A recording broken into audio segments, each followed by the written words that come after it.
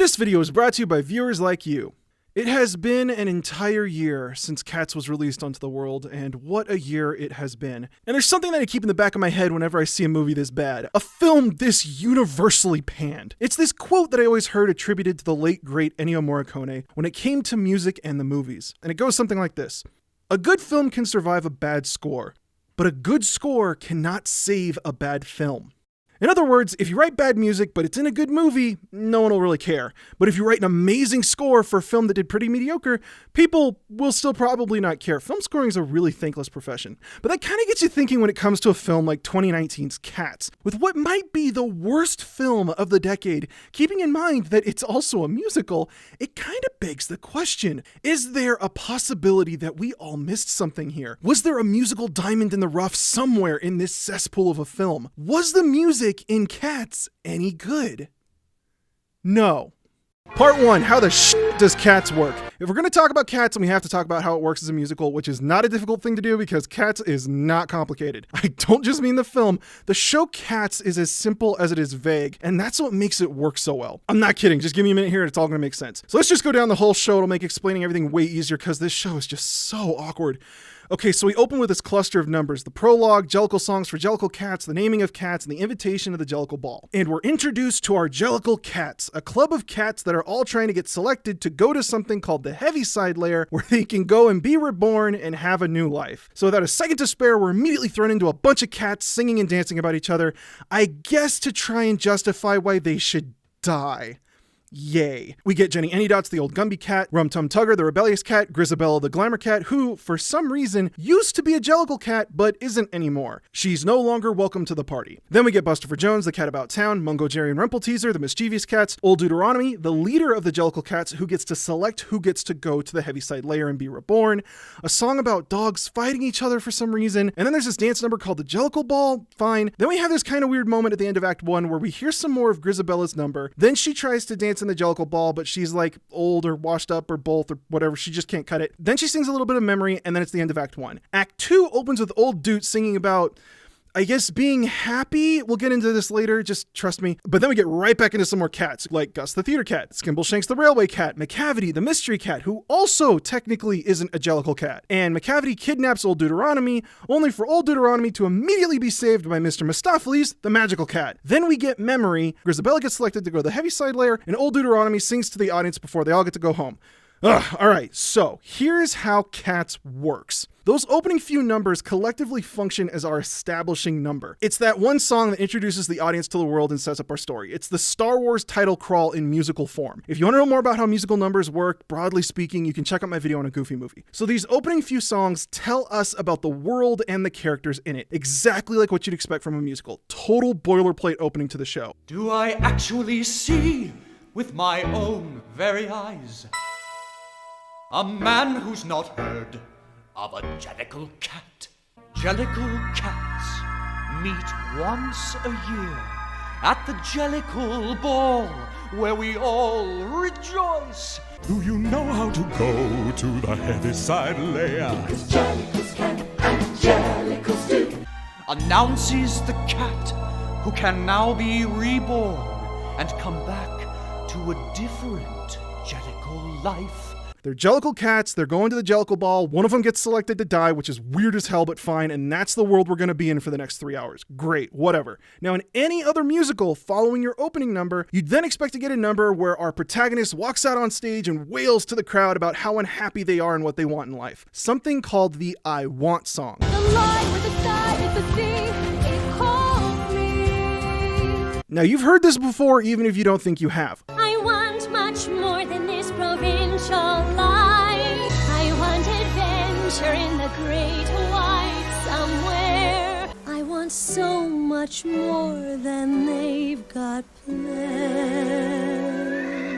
But we don't get that in Cats. Instead, what we get are 2 hours of cats singing about each other and themselves. These are not I Want songs like we get from our Disney princesses. Instead, these are what's called I Am songs. Songs that tell us about characters without really divulging into their wants and desires.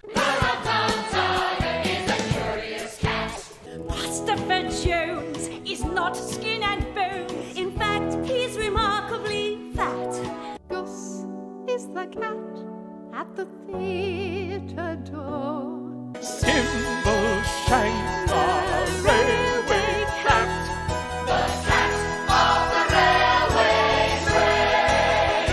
And that's because on top of not having a single protagonist that you would otherwise need the audience to emotionally latch onto, all of the cats in Cats want the same thing. They all want to be selected and go to the Heaviside Layer, which we learned in the opening number. It doesn't make sense to have an I Want song because there's no protagonist. In fact, if you wanted to take this one step further, you could argue that the Jellicle Cats are a character unto themselves and that this is technically their I Want song, where we find out that they all want the same thing, death. So there are no individual I Want songs in Cats, except for one.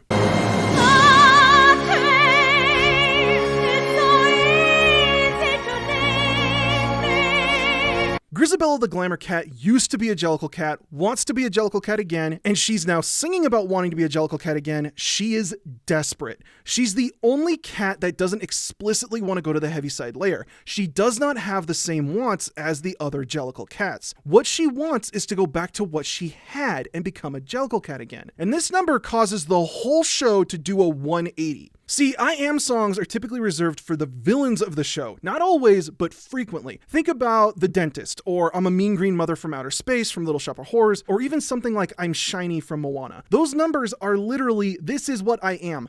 I'm a dentist, I'm a Mean Green Mother from Outer Space, I'm Shiny. They do very little to explore the wants and motivations of the characters, and that's on purpose. By making your villain less three-dimensional, it makes it easier for the audience to side with the protagonist, especially in a show that's supposed to be widely accessible for families and children of all ages. Most of Cats functions like Gaston's number. The cats all sing about each other the same way that LeFou sings about Gaston, but even though it's LeFou doing the singing, it's still a song defining Gaston. Now, that's not to say that you couldn't flesh out your villain a little more by giving them an I Want song. Hellfire is actually a really great example of an I Want song for a villain, but imagine how much more complicated and potentially confusing it's going to make your story if Gaston suddenly stopped halfway through the show and sang this huge ballad about how much he's been in love with Belle since he first saw her. It would get really complicated really quickly, which doesn't help sell your show to a theater full of families. Instead, you're typically going to want to give your villain an I Am song.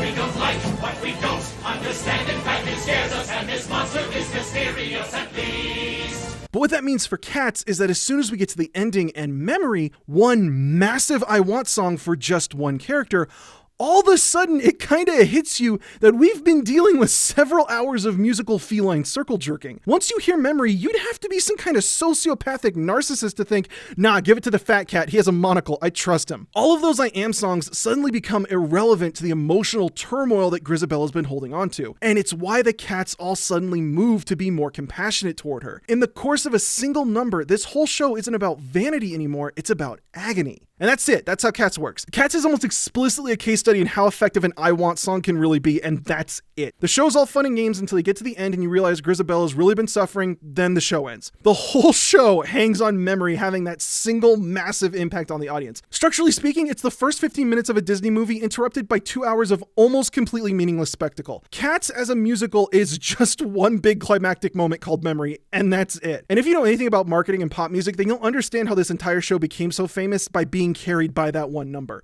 And this is where the sell for Cats is really important. Cats was the first ever mega musical, the stage equivalent of a Hollywood blockbuster, a musical that was internationally successful and known for its spectacle. Fun fact, it was actually the first ever musical to hook up each of their performers to an individual radio mic so they could project their voices across the hall while doing all that choreography. It's kind of poetic for it ended up, but we're getting ahead of ourselves. It's such a simple moral that anyone can grasp onto it. It isn't difficult to get. Don't judge a book by its cover. You never know what other people are going through. That's it. Everyone can understand that, and it works. And so, in short, you'd think that this would be a perfect setup for a really, really successful film. Then they decided to add Part 2, Victoria. Okay, so you decided to add a protagonist to the story that, by design, is successful for not having a protagonist. Anyone see a problem with this? Victoria's addition to the film, I think, is the worst thing I've ever seen in an adaptation. And if you stick your head in a microwave for a couple seconds, you can see how and why they thought that the changes that they'd made would work. So we need to go over a few things in a little more detail in order for all this to parse. Midway through Act 1, we're introduced to Grisabella, and we learn that she used to be a Jellicle Cat, but isn't anymore for some reason. Who cares why? Would ever suppose that it was Grisabella the glamour. Then, at the end of Act 1, Grizabella tries to join in the Jellicle Ball, and Jellylorum and Jemima sing some of Grizabella's song. And while this is really subtle, it's also super important. Jellylorum is the cat that helps Gus later on. She's sympathetic to the older cats and wants to help them. And Jemima, well, she's going to come back later on. But it demonstrates that even some of the most sympathetic and naive cats know to avoid Grizabella at this point. So after a little bit of Grizabella's number, Grizabella tries to dance but isn't really able to pull it off, and in her frustration, we get the first instance of memory. Midnight, not a sound from the pavement. If you pay attention, Old Deuteronomy's trying to reach out to Grizabella, but he can't quite reach out to her because she's like all the way at the front of the stage and he's like in the back, so he can't quite reach. And anyway, so Grizabella does this weird hand thing, which is important, remember this, and then she walks off. It's the end of Act 1 and everyone in the audience goes away to pee. In the opening of Act 2, Old Deuteronomy sings this song called The Moments of Happiness. We had the experience, but missed the meaning. Which is all about how, like, looking back at happiness offers a different perspective on the experience. You will remember your happy memories differently from how you experience them. Fine. Inspired and realizing what's going on, Jemima perks up and starts singing Memory. Let your memory lead you on an appetite. Jemima now realizes that Grizabella is what Old Deuteronomy is looking for as far as making the Jellicle choice. At this moment, Jemima now knows that Grizabella would be perfect for the Jellicle choice at the end of the night. On top of that, if you listen to the music during this number, it's the exact same music as Grizabella the Glamour Cat. Beyond any meaning we can assign to happiness. You see the border of her coat is torn and stained with sand.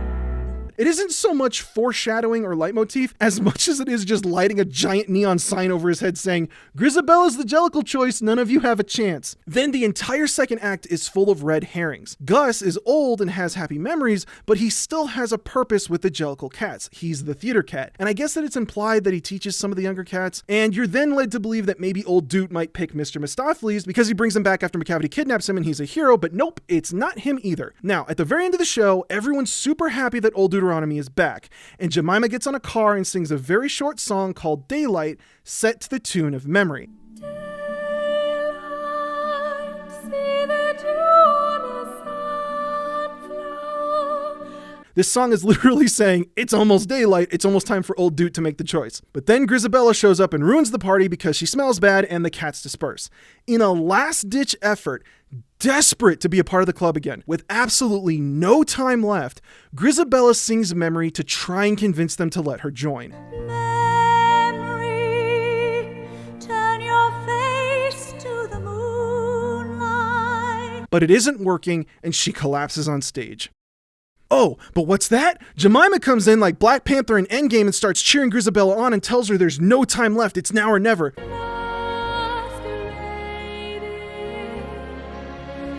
Like a flower. So she modulates up another chromatic median and guns it.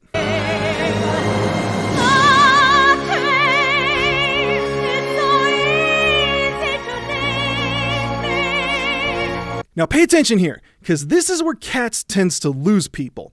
Like, believe it or not, there's a really weird Christmassy kind of vibe to Memory. Everyone always thinks that the lyric here is Memory all alone in the moonlight. Memory all alone in the moonlight. Stop. Not a Okay, good. That's not it. That's a different part of the number. Memory, all alone in the moonlight. The lyric here is actually,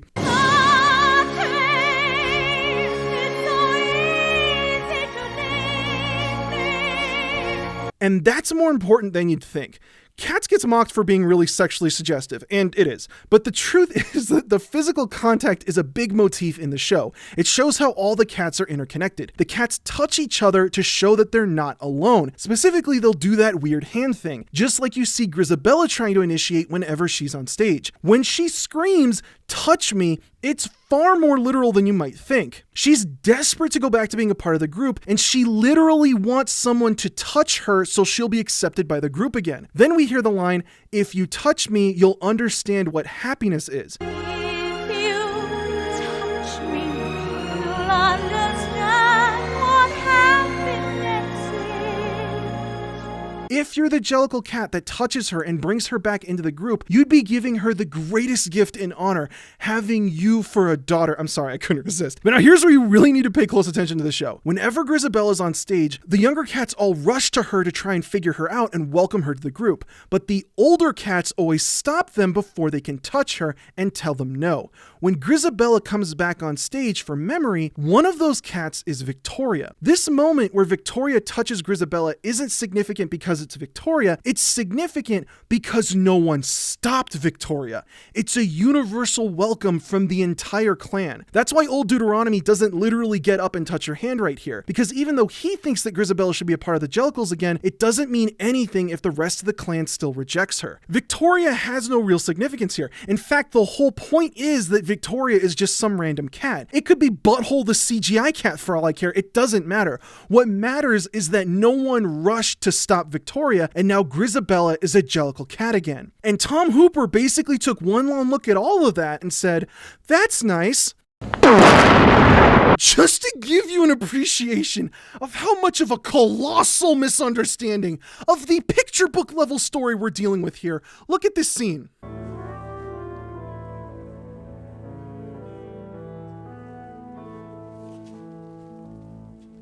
Under no circumstance would Grisabella ever recoil from Victoria. Grisabella's more lonely than Pokimane subs. Cats is successful because it's 90% spectacle and lycra. But if you pay attention, there's actually a story. It's just being told backwards from the perspective of the antagonists. This is what it would look like if you spent an entire Mario game inside Bowser's castle. Things would be really repetitive and weird right up until the last 15 minutes when all the action happened. And Hooper threw all the story away by adding Victoria. First off, he gets rid of Jemima, which, she's critical to getting Grisabella back into the club. Then they give Victoria this audience self-insert aspect to her so that Munkustrap has someone to talk to, but as a protagonist, she's probably the worst thing anyone's ever done since giving Sonic teeth. On top of that, Victoria and her number, Beautiful Ghosts, almost entirely replaces everything that happens at the end of Act 1 and beginning of Act 2. In no small part, Victoria's character completely replaces any and all relationship Old Deuteronomy has with Grisabella, while also overshadowing and misinterpreting Jemima's role in the stage show.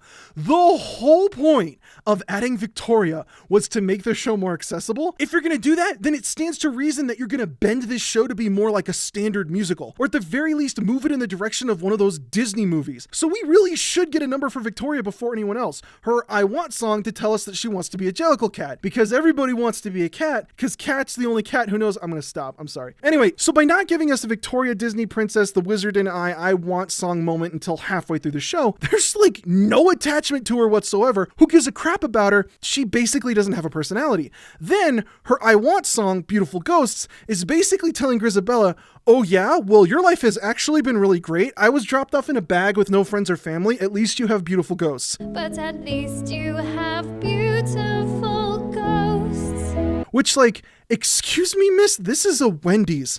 Belittling the emotional core of your show is, stupid, but it's a nuanced stupid, because they aren't just diminishing Grisabella's plight, they're also breaking Victoria's already senseless character. Does Victoria know what's up with the Jellicle cats? Or not? She's supposed to be the naive one that doesn't know anything so that we can have everything explained to the audience. But at the same time, she's sitting here lecturing Grisabella about her life like she knows, but she doesn't.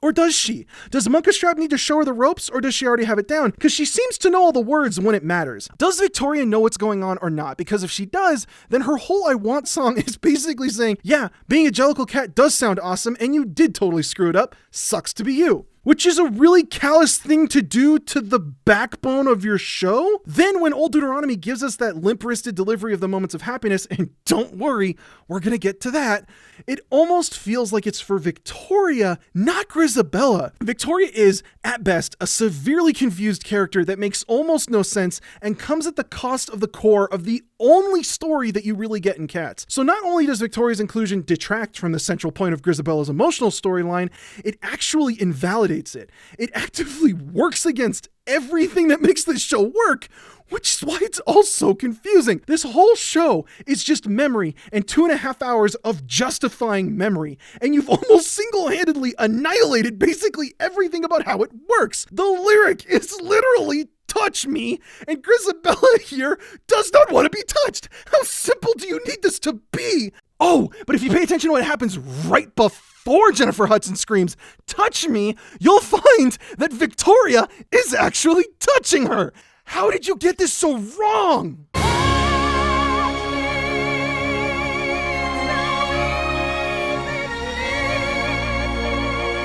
And then they give Jemima's line in memory to Victoria, which is really weird. Sunlight through the trees in summer. Like, if Victoria's entire song is explaining that Grisabella's life is better than hers because she got to be a Jellicle cat, then why is she suddenly so concerned with bringing her back into the club? What does Victoria want besides having what Grisabella had, and why didn't she express that in her number? What is her motivation for wanting to help her so badly? Daylight, see the dew on her sunflower. And again, I want to reiterate, this song isn't some magical song that summons Grisabella or anything. It's literally just telling us that it's daylight. But this film gets that confused and thinks it's the only reason Grisabella comes to the Jellicle Ball. Like, without Victoria, Grisabella would have never shown up to the party and tried again. It completely removes all of Grisabella's agency. Victoria's the one trying to explain to Grisabella that she's got it good, while also being the one that's trying to bring her back into the Jellicle Cats. So cool, that doesn't make any sense. And then we finally get to the end of memory, and old Deuteronomy sings this line from Beautiful Ghosts, for a reason. All your memories of pain, let them go.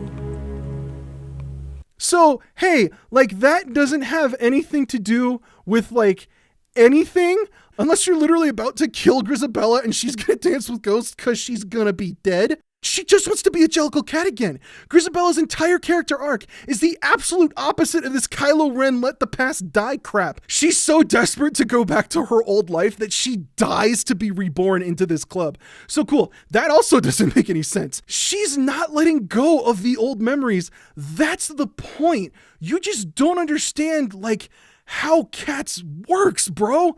On top of replacing the relationship that old Deuteronomy has with Grisabella, Victoria just gets in the way of everything that Cats has going for it, narratively speaking. And from here, we get into all the performance issues. Part 3, music is hard. Some of the performances in this film are absolutely pathetic. At times, this film feels like an exercise in musical humiliation. I don't even know where to start with this. We might as well dive into the part that everyone likes to rip on. When the day's hustle and bustle is done, then the Gumby Cat's work is but hardly begun. I'm speechless. Not just because this is a bad performance, it is, but there's something really awkward about it. If you haven't noticed yet, she's not singing the melody. But when the day's hustle and bustle is done, then the Gumby Cat's work is but hardly begun. When all the family's in bed and asleep, she tucks up her skirts to the basement to creep. And when all the family's in bed and asleep, I tuck up my skirts to the basement to creep. And forget the fact that she's having some really serious intonation problems for a minute, because believe it or not, most of this isn't actually Rebel Wilson's fault. In an excerpt I found from the score from the Cats wiki, because of course that's a thing, you can see that they labeled Jellilorum with having the melody in this trio section, and that's the line that they gave Rebel Wilson to sing all by herself. But according to the score, Jellilorum is sandwiched in between the other two singers. She's deeply concerned with the ways of the mice. Their behavior's not good and their manners not nice. If you're like me and hear this top voice as the melody, then when you listen to Rebel Wilson's performance, it doesn't sound like she's singing the melody. It sounds like she's singing one of the harmonies with no one actually singing the melody.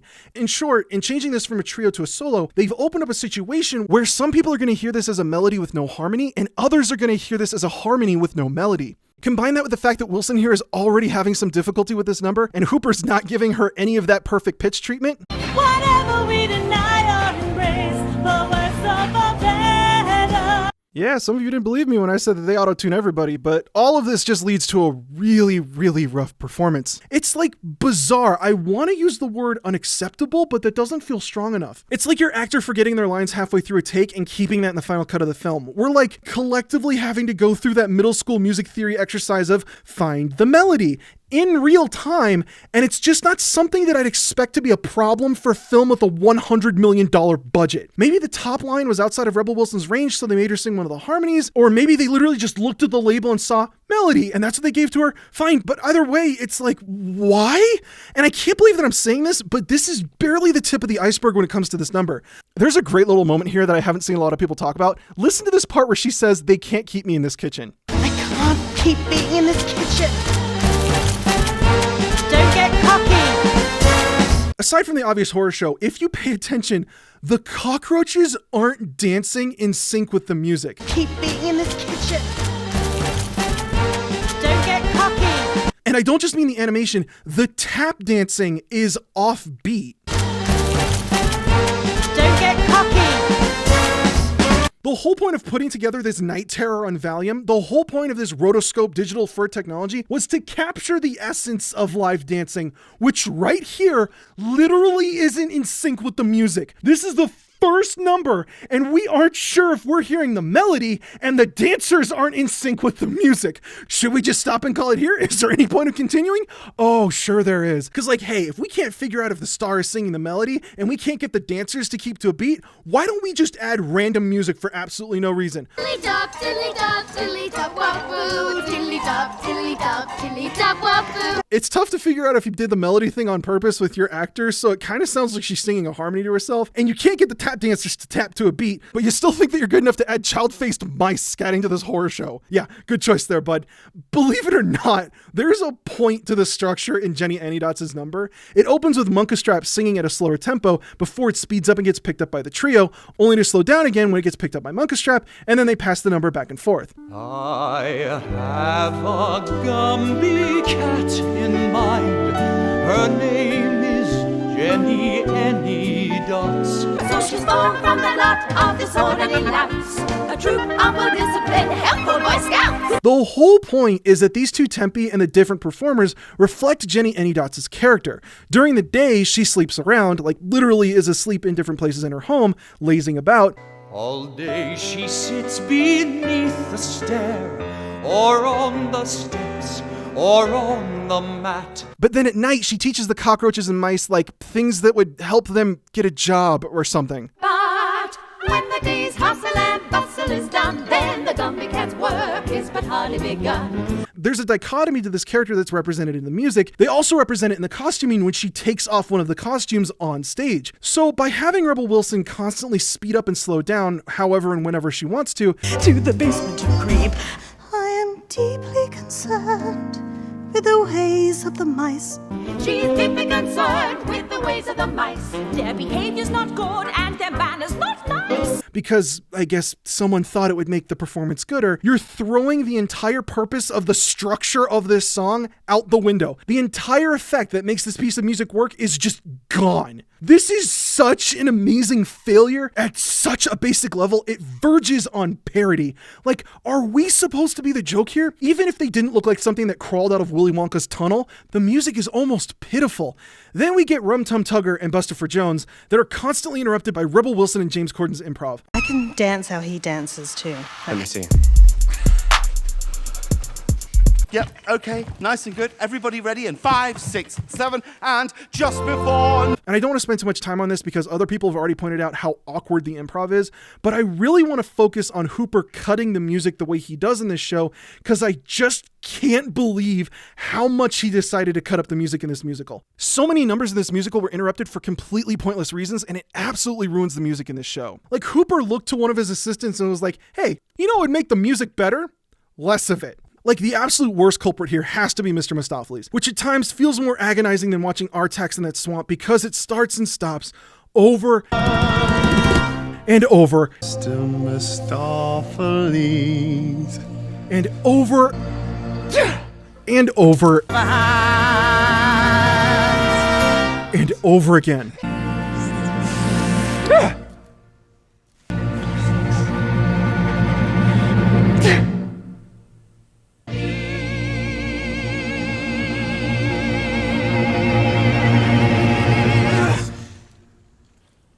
So let's get a little positive spin on it here. Let's go over some songwriting 101. You never really want to have your numbers start and finish at the exact same energy. You'll tend to want your song to grow in energy over time, especially if you're writing in this poppy musical theater kind of style. So what happens is that you can break down all the songs in Cats into two groups: songs that start soft and quiet and songs that start loud and fast. What Weber does for the slow songs, which is most of them, is he'll start with a solo, then build up over the course of the number, and then by the end he's pulling out all the stops with the ensemble, the orchestration, and the harmonies, and it has a big finish. McCavity is a great example. Starts with a solo. McCavity's a mystery cat. He's called the Hidden Paw. And by the end, everyone's on board.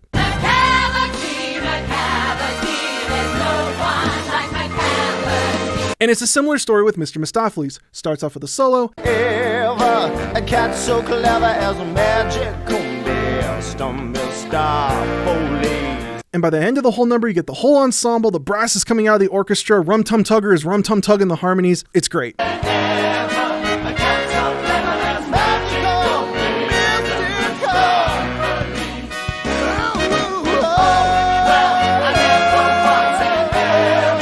But in the case of numbers that start fast and end fast, Weber pulls out a different trick. If you start fast, the only way to make it feel like you're speeding up is to drop the tempo. And that's how you stop a high energy number from feeling like it's stagnating. A great way to make it feel like you're making your high intensity number even more intense is to drop out for a second before throwing everything you have at the audience. Now it's time to rock the show. Come on, you are the star tonight.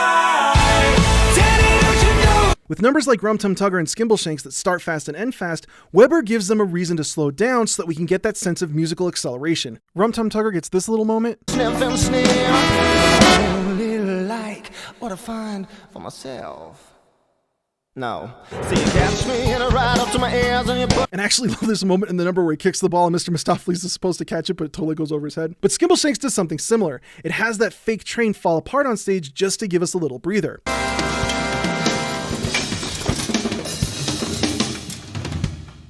And Weber doubles down on Mr. Mistopheles by completely cutting out when Mistopheles brings Old Deuteronomy back. Only to then come back as big and loud as possible when the number ends.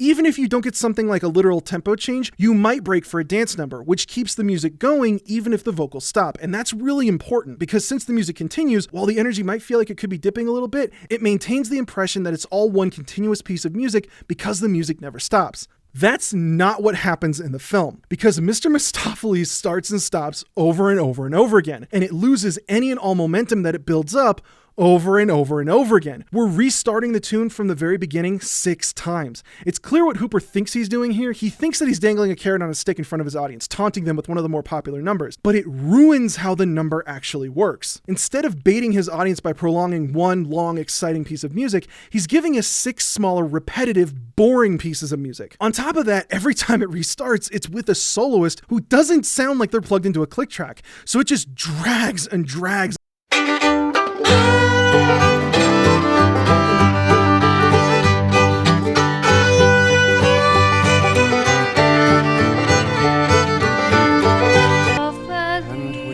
Oh, well, I never was there ever a cat. There's absolutely no reason to do this. If it isn't a literal pause in the music so a talk show host can get hit in the nuts, then it's a needless tempo drop in the middle of a number when a character shows up. That's when I would appear, and I'd saunter to the rear. You're so frantic to a man. That's when I would appear and I'd saunter to the rear. I'd be busy in the luggage van.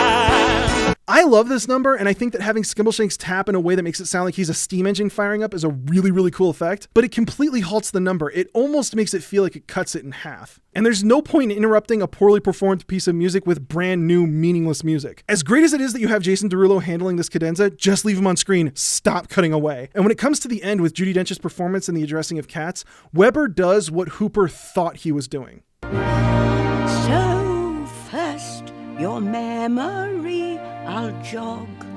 So first your memory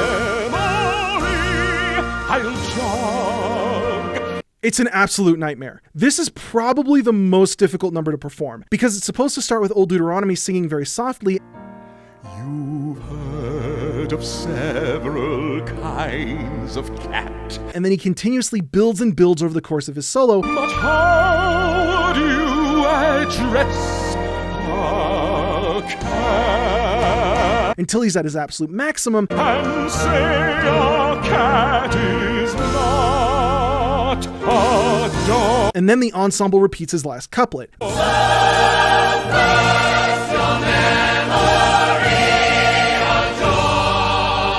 Then it dies down again. With cats, some say one rule is true.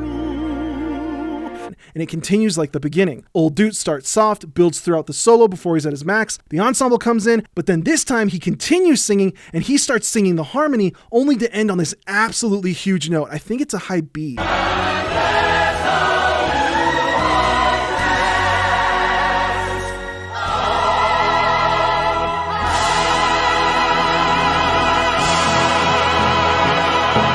The problem here is that Judi Dench just wasn't given the right direction. No one sat her down and explained to her how this number worked. She gives this spoken word-esque performance, which means that she doesn't build during her solos. The ensemble comes out of nowhere and say a cat is not a dog. And when they finish, it feels like a cadence.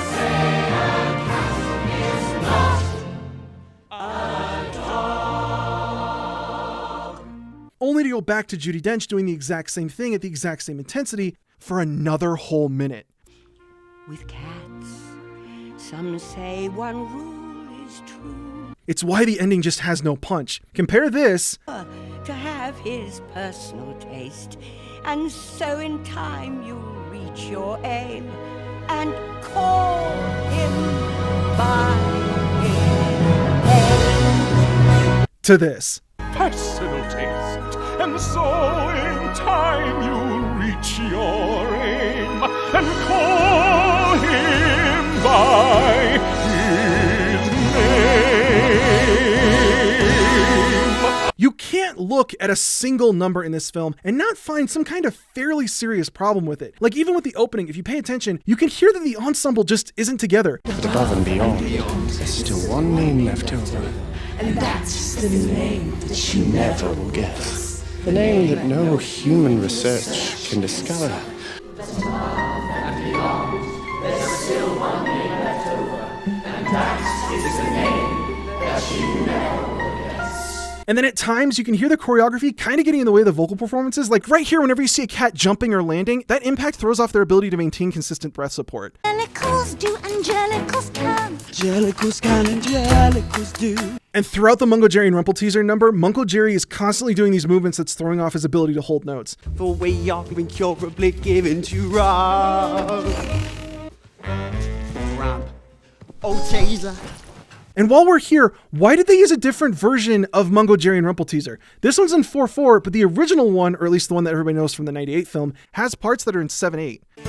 When the family assembles for Sunday dinner, their minds made up that they won't get dinner. And I feel like the 7/8 version is way better than what they put in the film. And then there's Growl Tiger. Why? The lyrics literally say that McCavity is a ginger cat. McCavity is a ginger cat. McCavity's a ginger cat. He's very tall and thin. It's the words in the song, dude. The song literally describes what he's supposed to look like. Between Memory and this, I'm starting to question if there's a 100% literacy rate in Hollywood directors. I can't get over just how bad almost every aspect of the music in this show is. Even if they did somehow figure out how to make these human-cat hybrids without frightening children, there would still be these enormous musical issues. It's just so painfully apparent that Hooper doesn't understand how or why these numbers work. And in the process of messing the numbers up, he tried to course correct them by adding to them, which only made them much, much worse. But the thing about all this is that he never really had a chance in the first place, because he ruined this show before he even started. Part 4, Stolen Time. A lot of Les Mis is what they call recitative. Okay, so the material is really suitable for this kind of freedom. I do the soliloquy and it starts with, What have I done, sweet Jesus, what have I done? Become a thief in the night, become a dog on the run. Have I fallen so far, and is the hour so late? Okay, so that's, if you were singing it literally, it'd be like that. I can go out there, and some takes, I'd be like, what have I done? Sweet Jesus, what have I done? Become a thief in the night? Become a dog on the run. Have I fallen so far, and is the hour so late?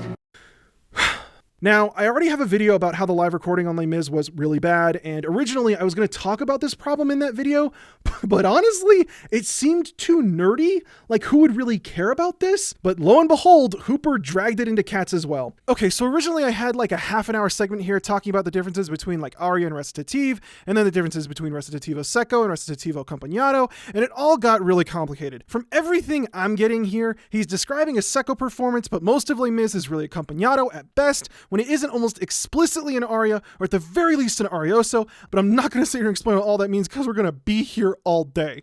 In short, he's not completely wrong, but I feel like he's missed some really serious nuances about how like music and opera works. Like for starters, I feel like the soliloquy in Les Mis is a little bit more of an aria because it's just Valjean singing about his feelings and his thoughts and nothing's really happening in the story, but we're just not going to get into it. What this gets down to is that he's talking about taking some really serious liberties with the performance when the music just doesn't really allow for it. Check out how what Jackman's talking about here snowballed into some really serious problems. There's a dance where if they need a millisecond more to form a thought before they express it, they can take that time. I feel my shame inside me. The actors are leading that piano. That is a huge relationship between the actors and the pianist. For whatever reason, whether it was Hooper or Jackman or some other music director, producer, whatever, they decided that what they should do is have the actors lead the performance and then have their pianist that they had on set follow along. I can only speculate why they wanted to do this. Hooper really seems to lack the musical vocabulary to really describe what he wants in any meaningful detail. The click track gives us the pulse where the piece is flowing. Which is basically a sound that the orchestra hear in their ears. The thing that's taken me years to learn about orchestras is that you can direct them like you direct an actor. Careful of being too romantic. I mean, like, it's written very romantically, but what he's singing about is the loss of absolutely all his friends. Which in terms of him being the director kind of feels like finding out that your math teacher can't count. But in trying to have the actors lead the music, what ended up happening on Les Mis was that the actors basically did whatever the hell they wanted with the music, and then the poor piano player was just left to try really hard. In one scene, you can see the conductor desperately trying to keep this show together, but he just looks so defeated. You will sense that they want to slow down. And the night is closing in. And I either conducted a bit faster or slower, and we sort of did it together, and it's worked. I think it's really worked.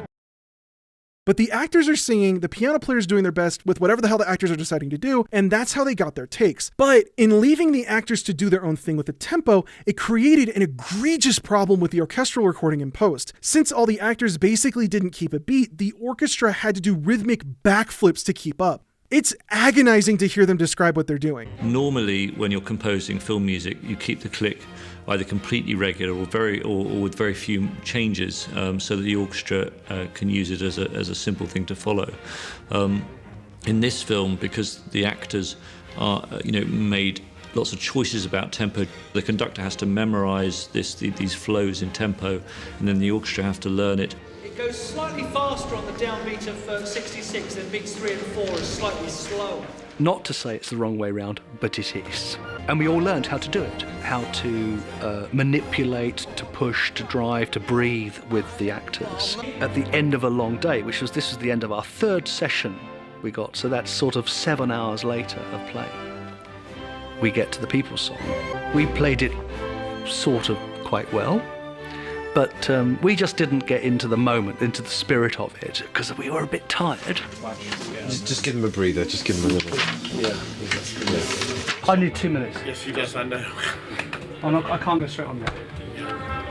Do you need something? Do you want a drink? Do you want a cocktail? Just give me 2 minutes. Just give me 2 minutes. And Hooper and Mackintosh were so oblivious to this entire process that they put all of this in the special features as if it was some kind of triumph. As if the orchestra managed to conquer some magnificent beast without realizing that they were the problem in the first place. This is the most quixotic thing I've ever seen in a film production since The Room, and I mean that. And it shows. Les Mis is a metric nightmare. One day more, we will join these people's heroes. We will follow where they go.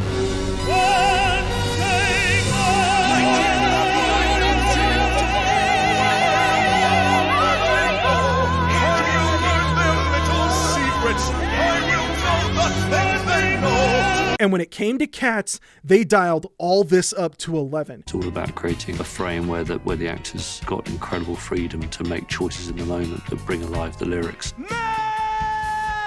They even brought Simon Hayes back, who won an Oscar for his work on Les Mis, and rightly so. That was an insane amount of work that he had to do for Les Mis. The first time that Tom and I met, he was talking to me about the honesty and the energy that you get from a live vocal recording. We've pioneered live vocal recordings on Les Mis, but this is Les Miserables on steroids. In an article penned by the different audio leads on set discussing what they did to facilitate Hooper's expectations while working on Cats, Victor Chaga, I hope I'm pronouncing your name right, the Pro Tools music editor, specifically outlines how they rigged up this 5-track musical system where at the press of a button, they could switch between a playback of pre-recorded music, like a mock-up of the orchestral track, a playback of an orchestral track but with a live piano over the top to help guide the performers with certain cues that they might be struggling with, a live piano playback with a click track based on a tempo map of the pre-recorded material, a live piano playing but with a few reference clicks from a click track, like having a metronome count you in but then the piano goes from there, or finally, a setting where they can let the piano player play completely free, following whatever the actors decided to do on stage.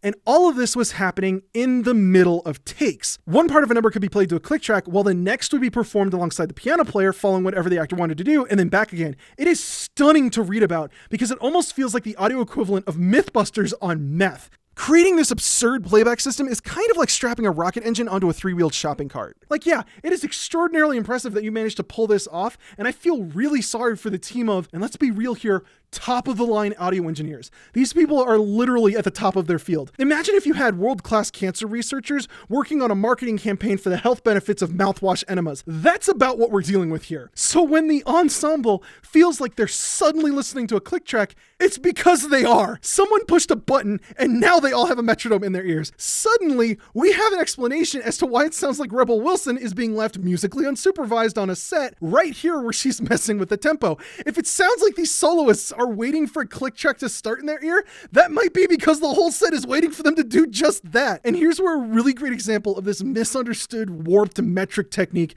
is at its absolute most.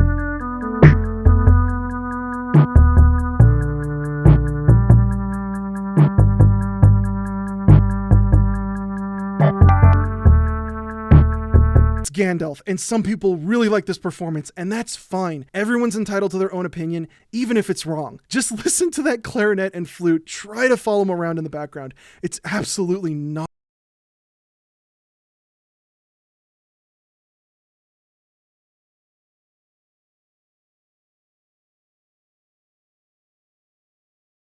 I don't know if this is what Hooper wanted or not, but I feel like now's the best time to try and explain what I think Hugh Jackman was talking about. What I think he was trying to describe was rubato. Rubato, or tempo rubato, translates to stolen time. This is what happens when a performer messes with the internal meter and rhythm of a phrase in order to make the performance seem more natural and expressive. Betty Buckley's performance of Memory is actually a really great example of this. While you're listening to this, pay attention to where her and the orchestra separate.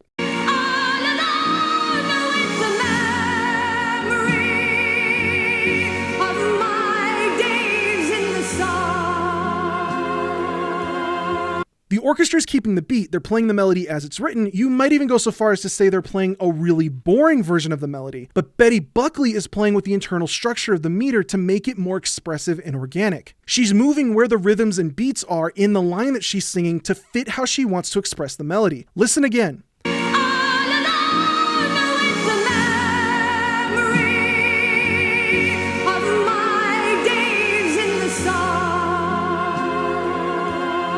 Now compare that to Elaine Page's performance.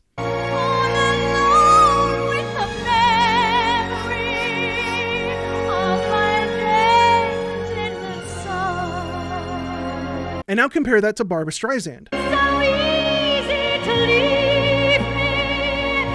Rubato is a component of phrasing, which is basically how and why you perform a piece of music the way that you do. Phrasing is the art of performance, and it's an extremely complicated subject to try and cover. In short, that's why people get doctorates in music performance. Now, there are a few things about rubato that you gotta know. You don't just speed up and slow down whenever you want. Whatever time you take, you have to give back. That's why it's called stolen time. Otherwise, people will slow down during the tricky parts, and then they'll speed up when it gets easy again. And you see this a lot in inexperienced performers. You could spot it a mile away. Like, oh, say you've got to deliver a line really really quickly or something, and your diction might not be up to par. Hint, hint. She's deeply concerned with the ways of the mice. Their behavior's not good and their manners not nice.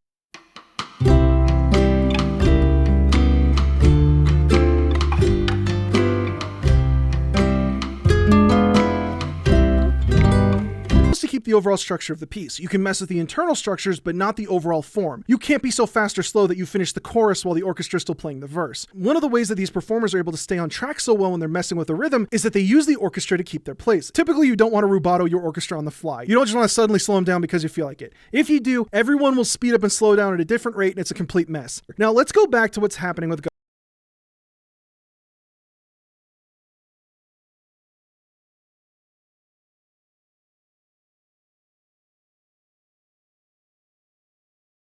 He's all over the place, and the orchestra is trying to keep up with him, landing the notes where he puts them, not the metronome. So instead of getting a genuinely rubatoed effect, it's just warped the whole meter. Listen to the original. You can actually hear Susan Tanner deliver some of these lines a little more rubato, and it makes it feel a little more personal, more natural. Gus is the cat at the theater door. His name, as I ought to have told you before. But here, it's just kind of an awkward spoken word soliloquy with some strange music in the background. Probably because Hooper was thinking, well, this is Gus the theater cat, and we have Ian, servant of the secret fire, wielder of the flame of Anor McKellen. Why not have him deliver it like a soliloquy? The issue is that they didn't completely commit to it. Never half-ass two things. Whole-ass one thing.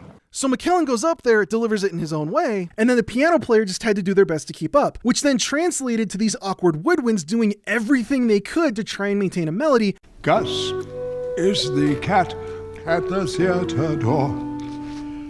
As opposed to the almost lullaby quality that we're supposed to get with the orchestra in the stage version. For he isn't the cat that he was in his prime, though his name was quite famous, he says. In his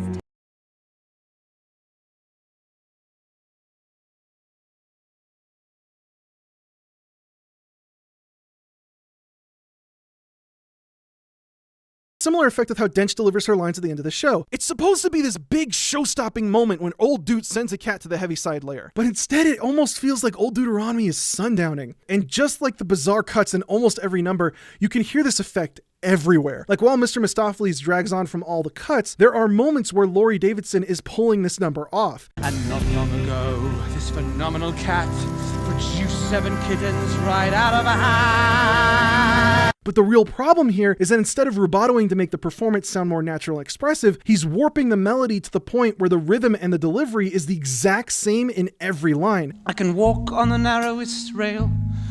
I can pick any card from a pack. I am equally cunning with dice. He can pick any card from the pack.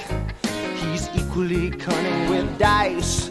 He's always deceiving you into believing that he's only hunting for mice. Ow! So instead of coming off like a more natural music performance, it makes it sound like more of an artificial spoken performance. You can even get this effect in Jennifer Hudson's Memory.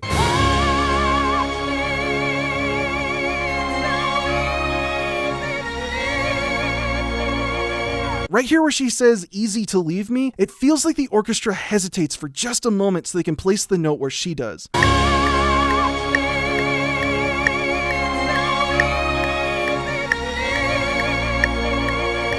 It's really subtle, but once I noticed it, I couldn't help but feel like the orchestra's working against her a little bit here. If I play other versions of Memory, you can tap your foot along with the orchestra and the performers dance around the meter.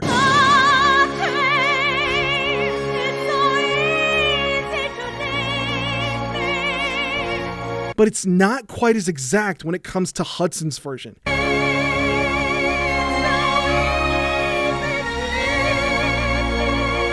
Instead of having the orchestra supporting the performer like we get with Buckley or Page, here the orchestra is following Hudson, and you get these moments where it almost feels like the orchestra's trying to anticipate where and when she's going to land on those notes. It's holding her back ever so slightly.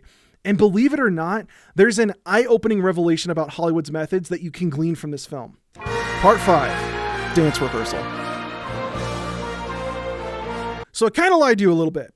Back when I said you can't rubato an ensemble like an orchestra, you can, but it's really difficult to do on the fly, so you don't. Instead, you do it in rehearsal. See, so many people have only ever performed in a scholastic environment where the rehearsals were where you learned the words and the music and you all learned to play together. That's not even remotely close to how it goes in the professional world. You walk in already knowing all the words and the music, or in the case of most orchestras, you're already good enough to sight read it. And the whole point of the rehearsals is that the conductor tells you how they want to perform it. The phrasing. They'll say things like, I want to slow down at measure 30, whatever, and watch me on the downbeat of letter Q, I really like to lean into that fermata. You write all that down with a pencil, and then you're ready to go for the show. And in the case of you accompanying soloists on stage, this is where and how the soloists, performers, everyone all comes together and decides how they want to play what. Never in the history of forever have you ever had someone walk on stage and just hope that the orchestra would follow whatever the hell they're doing. That is so impossibly backwards that just writing this made my blood pressure rise. You would never, ever just suddenly slow down on a whim and expect the orchestra to bend around you. I don't know how or why Timothy Hooper and the powers that be have all of these horrible preconceived notions about music that are all just entirely wrong,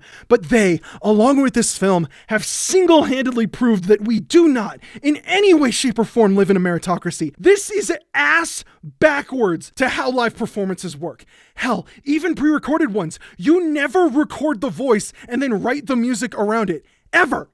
Ever. There are countless videos and stories of someone screwing up on stage and then the orchestra just keeps chugging along. They don't care if you messed up. That's not their job. They play the music and you have to pray to God that your brain fires up again before the end of the piece. Best case scenario, your conductor's going to give you a sympathetic frown, tell you to do your best, and then go right back to the music. There's no reason to do what they did. Here's a kick-ass question that no one ever decided to answer. Why did they need a 5-track system that helped the performers sing to certain cues and eventually elect to just not keep the beat? Why did they need additional piano cues to help them keep their place? Because, and heaven forgive me if I'm overstepping my bounds here, but it sounds like they just didn't know the music. If you're changing the accompaniment in the middle of takes to help your performers keep track of what they're doing with the music, then guess what? Your performers don't know the music. James Corden got top billing for this show, and he only had to perform his song in 20-second chunks. And then he spent the rest of his time on set deep-throating fake champagne. Hey Tommy, Tombo, my man, if you wanted to capture the live energy of a real performance, then maybe you could, I don't know, treat it like a real performance. Talk to the music department and your performers. Figure out what everyone wants to do for their number. Then have the orchestra record the music in the way that it's going to appear in the final film. Then you blast that into the actors' ears while they're performing. Bada bing, bada boom. You've got a show, baby. And I saved you at least a couple $1 million in overhead. And I didn't even have to reinvent the wheel there. That's just how this works on Earth. What the shit were they doing in rehearsals? I swear to God, if someone says that they were learning the music, then guess what, folks? We weren't watching a professional production. We were watching the world's most expensive rehearsal of the world's most basic musical. Even if they rehearsed the crap out of this show and knew it all like the back of their hand, there's no point in encouraging them to change their performances each take live on set. You can't treat these musical numbers like improv comedy. That's just not how this works. Because here's the thing. I'm gonna be fair. There are parts of this film where it kind of works. There are dance numbers in the Jellicle Ball that look kind of cool in the right lighting.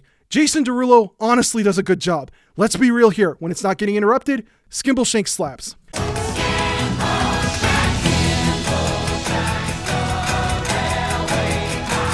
And do you know why?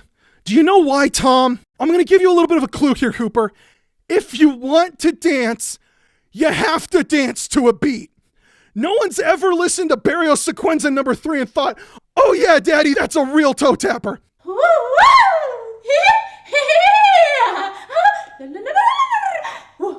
No one's ever counted in a group of ballerinas with 1, 2, screw it, in your own time. You spent enough money to fund a quarter of a space shuttle to try and make a movie that captures the majesty of dance, and you made it impossible to keep to a beat in at least half of these numbers.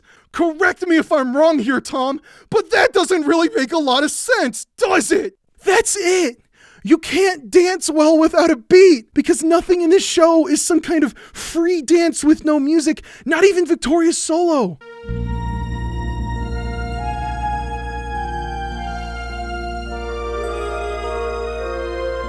everyone walks away talking about how this show is about the dancing, and they took out the one thing that makes it possible to dance to this show. Now I know that someone out there is going to reference some avant-garde solo dance routine that's performed to radio static because they took one semester of intro to dance before becoming a family studies major like everyone else in the performing arts department, and they just want everybody to know. Go ahead, make a TikTok where you dance to Gandalf Gus here and see if you can make it go viral. I dare you. I can't believe I'm saying this, but there's a reason Weber wrote the numbers in the show the way that he did, and there's a reason this show has been as successful as it's been. You could very easily move your body to the original version. Good luck with whatever the hell this is. Despite all the cuts in his track, Rum Tum Tugger's number maintains all that energy because it's one of the few numbers played to a click track. That's why it carries that energy with it. Or Skimbleshanks, it's because you need a click track to keep everyone on that 13/8. You can't do the 1 2 3 1 2 3 1 2 3 1 2 1 2 when someone's making up the tempo.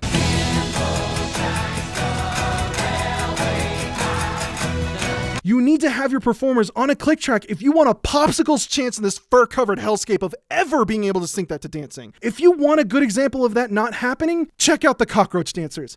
Right here, Stephen McRae is literally tapping his foot to the beat. Watch you without winking, and I'll see what you are thinking, and it's certain that I wouldn't approve. But what that means is that the numbers in this film that worked almost feel like they were done by accident. Think about this. Really think about this. It is a massive tell that the best performances in this show were all sung by dancers. Really let that marinate for a minute. They gave all the power to the performers to do with the numbers what they wanted. And in the hyper-toxic environment of Hollywood, all those dancers took 1 minute to look at each other and have that telepathic mind link where they realized that this ship was sinking, and they said, nah, that's fine, just play the orchestral mock-up that's set to the click track. It's what I'm used to anyway, LOL. But that's the kind of polish that you need to have if you want a truly spectacular performance. With this film, we just weren't watching a finished performance. They spent tens of millions of dollars digitally enhancing what should have been their rehearsals. I want to come back to this quote that we started with. A good film can survive a bad score, but a good score cannot save a bad film. It goes without question that Hudson would have won at the very least an Oscar nomination if this film hadn't been such a flop. I'd even go so far as to say that she could have even gotten a Grammy nomination under the right circumstances. For all the complaining I'm doing about the orchestra, she did an amazing job. Along with a lot of the people who were on set for hours and hours and hours doing these dance routines and getting these numbers out. On top of the orchestra, who were putting in so much time and effort into this ordeal that they were recording music as late as 2 months before this film's release date. But every time you look up something about this film, it's about how that digital fur technology looked absolutely horrific. Someone might say something about how charming it was to see Taylor Swift, and that's about it. No one brings up all the musical problems in this film, both in terms of the performances and in the music's role in telling the story. It's kind of frightening to think about how the effects were so bad that it actually distracted us from how bad the music was as well in this, musical. Why make a musical without focusing on the music? Thanks for watching. I'd like to thank my patrons for making these videos possible. With an extra special thank you to Alec Kulakowski, Alex Klinkert, Always Posh, Anthony DiDonato, Artemy, hey Artemy, Ariella Jaglam, Captain Casey, Charlie Holly, Christian, Clara Tan, Darren Almgren, Dawn Marie Curran, Edith with the Man Hands, Ella Ryra, Elise and Thomas Constantine, Eyeball Boy, For the Horde, Google it, Gregory Holderness, Hayden Jondro. I don't trust anyone who isn't honest about their addiction to ice cream.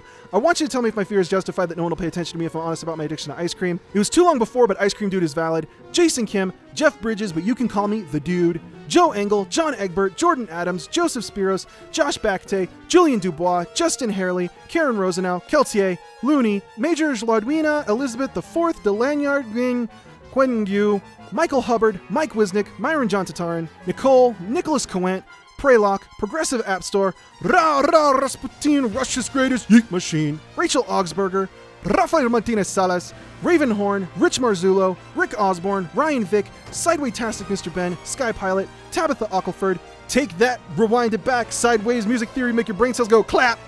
Thanks for that. I'm sorry. I'm so bad. Tara Fimiera, Transpanic Power Hour, Vox, Wisdom Minari, You Are Loved, You Are Valid, You Deserve to Live, You Are Not the Exception, You Shall Call Me the Pumpkin Queen, and that little symbol that I still don't know how to pronounce. I'm really sorry. Please send me a DM so I know how to say your name. I'd also like to thank everybody who requested this video. I know it's been a long time in the making, and I'd like to thank everyone for requesting that I talk about this Nightmare film. And if for whatever reason you like what you saw here, be sure to subscribe and check out my other videos. Follow me on Twitter and Twitch to have your musical questions answered live. And if you really like what I'm doing, then consider supporting the channel on Patreon. But that's all I got for now. Thanks for watching.